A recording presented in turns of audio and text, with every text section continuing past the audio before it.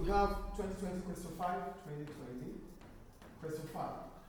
It said, an American survey has ranked Ireland as 8th most entrepreneurial society in the world. Divide the factor of production enterprise. Enterprise is what? Enterprise is the knowledge. Enterprise is the knowledge and risk-taking ability. Risk-taking ability of an entrepreneur.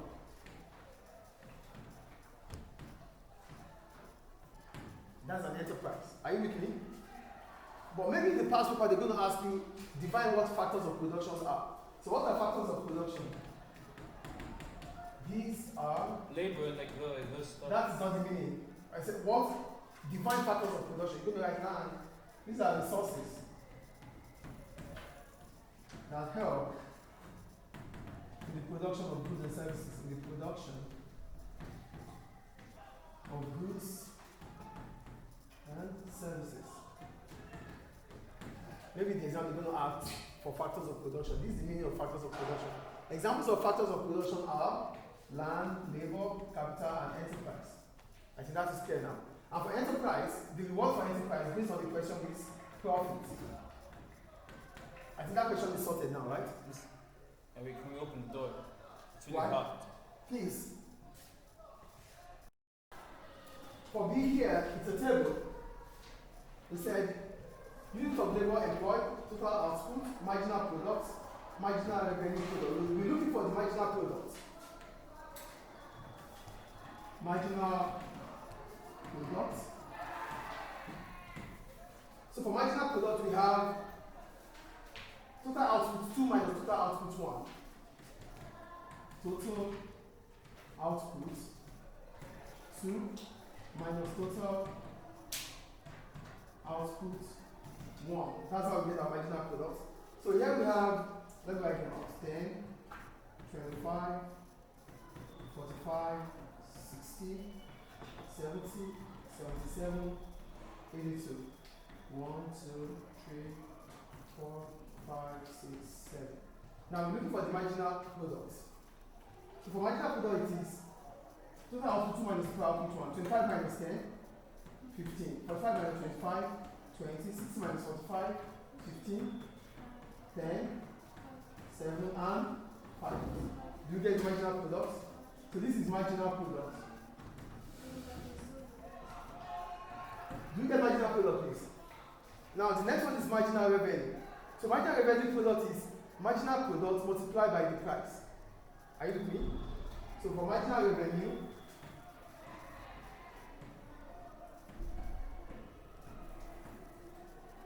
we have the price multiplied by the marginal product. Price, we have the price. Let's put the price here. The price is 20 all through. 20, 20, 20. That's the price.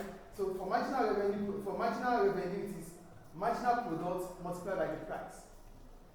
So we have 20 multiplied by 15. That's 300, 400, 300, 200, 140. This 21, right? 21 times 5 is what? 5. 105, right? 105. Do you understand that?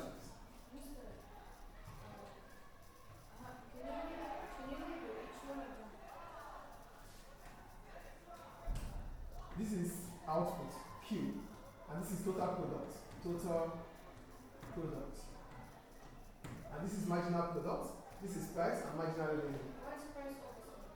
Yeah, it's That doesn't change. It's constant here.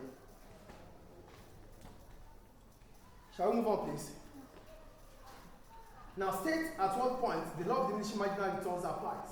The law of diminishing marginal returns occurs through the marginal product and the marginal revenue. So here, as soon as you consume 3 units, it was 400. When it is 4, 300. When it gets to 5, it starts reducing, yes or no? So start diminishing from 5. From 4. Is it from 4? Yeah. Oh, sorry, from 4, yeah. From 4, sorry. So from 400 down to 300, yes. from 300 to 400, then it comes back to 300. That's marginal diminishing returns. Is it clear? Now, the last question says, how many workers should be employed in the above firm?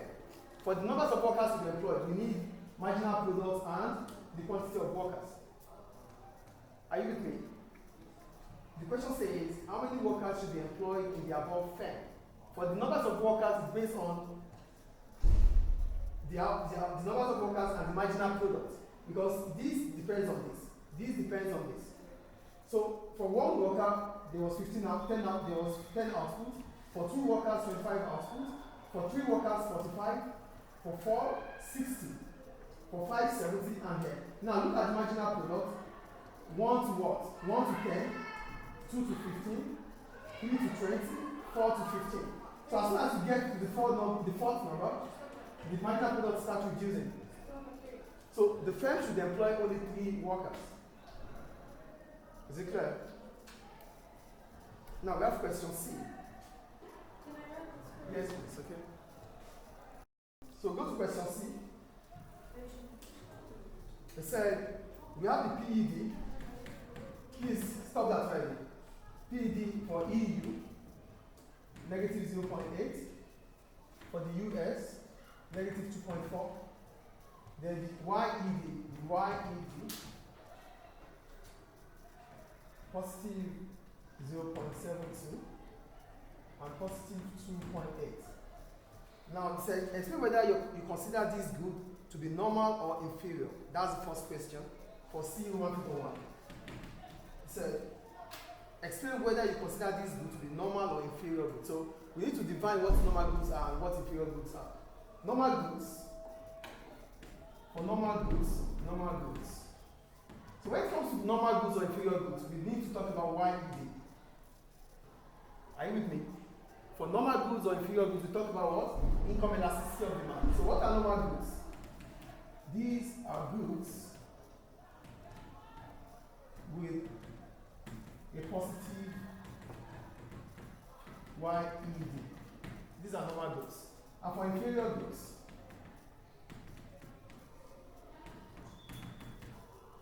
these are goods with a negative YED. So based on this definition I wrote, so are these goods normal goods or inferior goods? Because they are what? Positive. Do we get it? Do you understand or not? Yeah. When it comes to normal and inferior goods, it's all about income elasticity of demand. It's not price elasticity. It is income elasticity because normal goods are goods that we buy when our level of income increases. Why did you write PED then? No, the question is about PED and YED. The question is there, but you have to answer what the question says. It asked about YED. Yeah, the question says, explain whether you consider these goods, which are goods, normal or inferior. The first thing you have to do is the meaning of normal good and inferior good. That would allow you to know if these goods are normal or inferior. So normal goods are goods with a positive YED. Inferior goods are goods with a negative YED. And before I wrote this, I said, whenever you find something like normal or inferior good, the first thing you have to think about is income elasticity of demand. So for income, that's why I circled it or I highlighted it. So it is income elasticity of demand. So we now check, it is positive, it is positive. Because it is positive, it goes with what? It goes with a normal good. So in the question, it didn't ask for the first numbers. Not yet, but there's a reason why it is here. There's a reason. Yeah. So the first one I answered, do we get it now or not? Do we get it or not? Now the second question says, suggest one reason. Are you with me, please? The second question says, suggest one reason for the difference in the price elasticity of demand for products in each market. So in the EU, the PED, is what? Less than 1. Inelastic. Yes or no? It's inelastic. That's EU. Then the US, the PED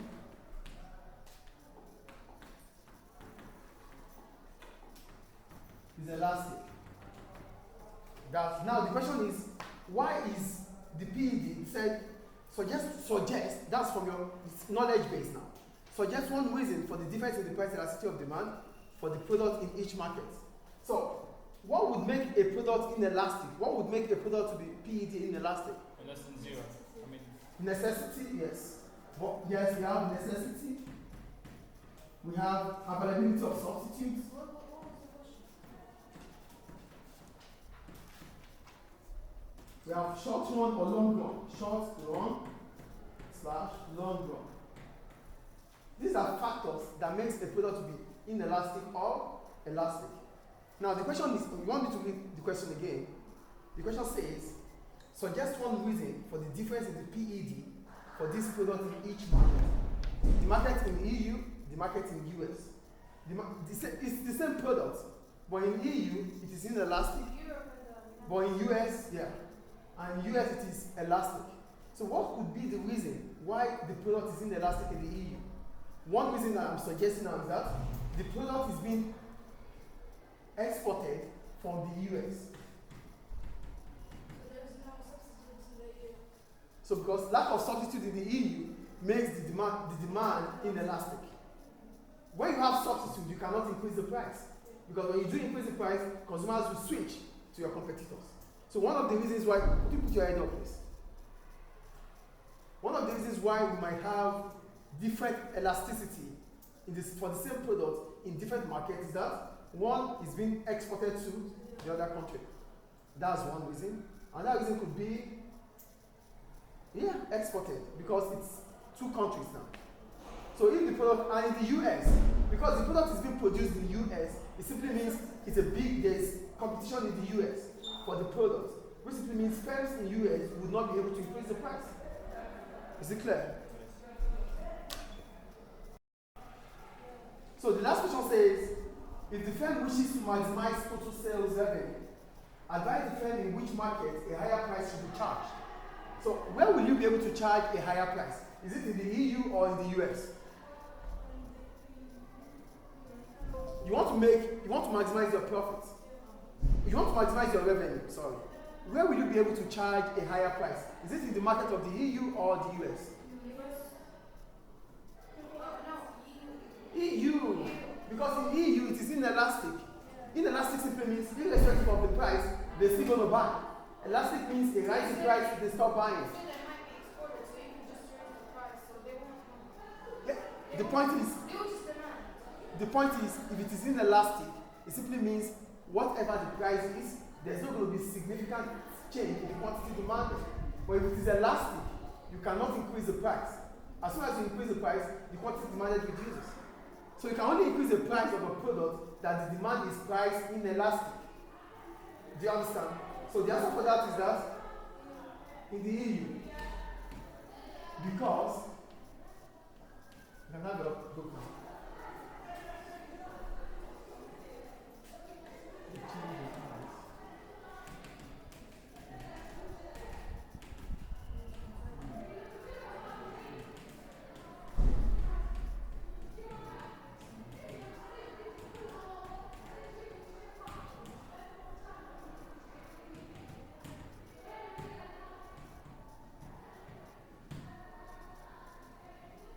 So that's the reason.